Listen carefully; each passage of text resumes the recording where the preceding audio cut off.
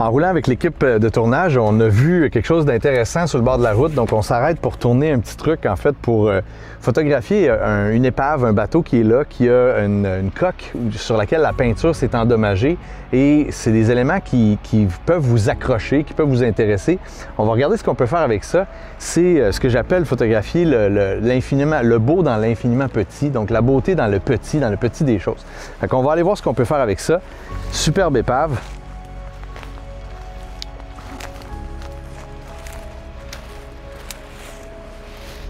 Ce qu'il y a d'intéressant dans un élément comme ça, dans un environnement comme ça, c'est surtout l'heure à laquelle vous allez le photographier.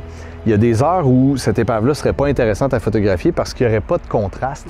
Dans le cas où on est en fin d'après-midi ici aux îles de la Madeleine, on a un soleil qui commence à être rasant, qui crée des espèces de reliefs, des ombres avec les éléments de la coque, ce qui rend l'élément intéressant. Je ne sais pas si vous remarquez, mais plus on va vers l'arrière de la coque, plus la courbe se fait prononcer par rapport à l'angle du soleil, donc plus les ombres sont grands. Fait qu'on va essayer de faire plusieurs plans dans ça, en étant assez proche pour travailler l'abstraction, la composition, la construction d'images en même temps.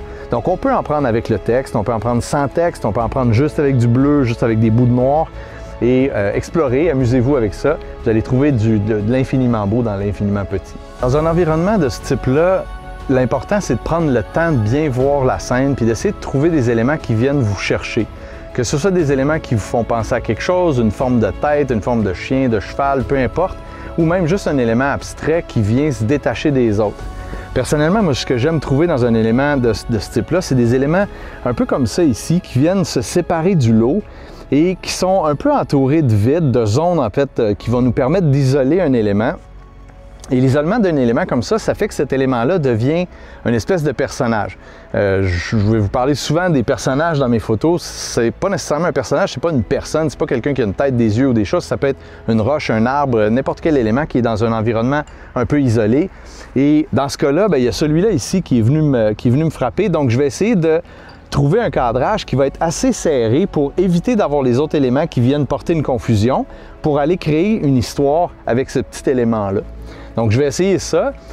L'autre approche qu'on peut prendre, c'est d'aller chercher un endroit où il y a énormément d'informations, une zone un peu dans ce style-là, où il y a beaucoup de confusion visuelle, donc beaucoup d'éléments chargés. Et on s'organise pour cadrer vraiment de façon très chargée dans notre cadre pour pas avoir d'éléments vides, ce qui fait que l'œil ne sait pas trop où s'arrêter, puis ça crée une espèce d'abstraction qui peut devenir intéressante.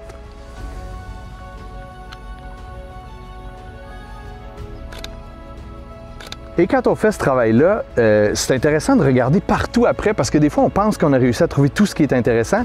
Et là, en me penchant et en regardant, je vois que sous la coque, il y a des espèces de fibres de verre qui ont travaillé au niveau de la coque qui pourrait être très intéressante, qui fait une espèce de circuit imprimé assez étrange qu'on peut voir dans le bas de la coque ici. Donc on a des éléments aussi très intéressants qu'on peut shooter et on voit des trous dans la coque, des formes intéressantes qui peuvent être très plaisantes à aller travailler.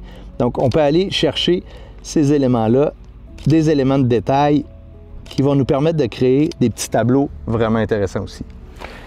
Penchez-vous, n'ayez pas peur.